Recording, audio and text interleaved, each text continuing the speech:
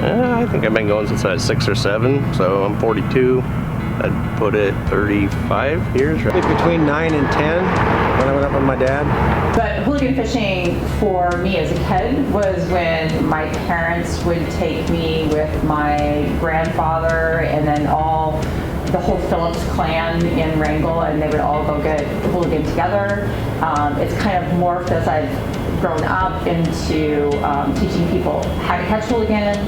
The story in Wrangell that I was told at Wrangell Johnson O'Malley while we were sewing with Janice Churchill, her husband Emil Churchill, and they lived right down there on the seawall, and Jan was talking about how Emil would watch the water and he'd watch the birds and he'd see the seagulls and he'd see sea lions and seal, and he would know when they disappeared the hooligan were on the river, and then they'd start going up to fish for hooligan.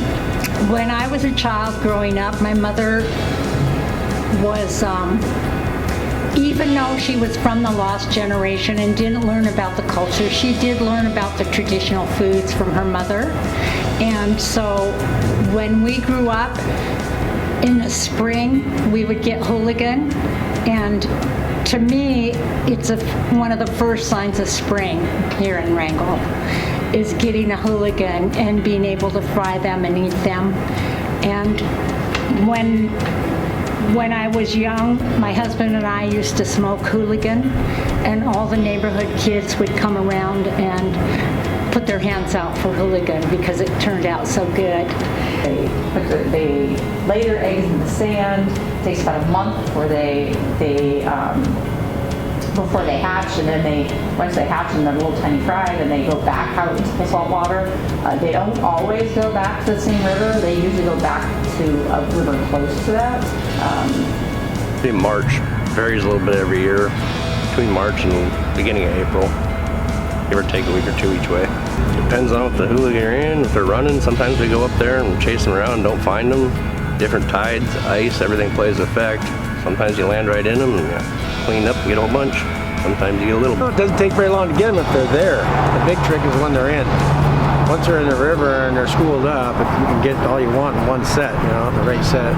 Timing it right, it can be the ice. If the ice isn't broken up and so the hooligan go under the ice, or it's just the tides aren't working right. The weather, going over and trying to get them, sometimes it's really nasty. Early winter, it's cold. You can use 2, usually 1 on shore and 1 in the boat, but we try to do 2 on shore, 2 in the boat, makes it a little easier on everybody. By the time you get the net in, you got one guy running the cork line and one guy running the lead line on both sides. The wind's blowing, it's hard, you gotta drag the net around, so a couple guys on each end works really well. As far as I know, there's no limit on hooligan. We've looked that up. I don't believe there's any limit on it, but this year we got a few bags that I got. I use them as trading stock. For me, it's bartering. I'm hoping that we have another run so that I can get more, because usually I have 10 gallon bags of hooligan in my freezer at all times, so I can barter for like herring eggs on branches or black seaweed. And so I use it as trading stock, but also there are totem pole raisins coming up, and there's also some pool weeks happening in September and in October. So we use those at parties too. There was a grease trail for trading. It was one of the most important trade items, a really significant trade item on the grease trail. The coastal people traded with the inland people, so it brought we were tied, and still in the inland are Tlingit people that came down with us during the migration but turned around and went back. They didn't come all the way down to the coast. They're good fish, they're oily, a lot of people like them. We get them and we give them to the elder people in town that can't get them anymore, that like them, and distribute them out to everybody. Just keeping the tradition alive from year to year. I think it's a lot of fun for everyone to do. It's just spending time with your family and with your nieces, nephews, brothers, sisters, grandpas, doing something healthy and fun together, and then just learning about how to set, where to set. Bringing you guys, the kids, carrying on tradition. Get to go up the river and hang out and cook hot dogs, catch fish. Not in town. It's fun. We visit, we talk, we hang around the fire, we get the hooligan, we put them up, we bring them back down.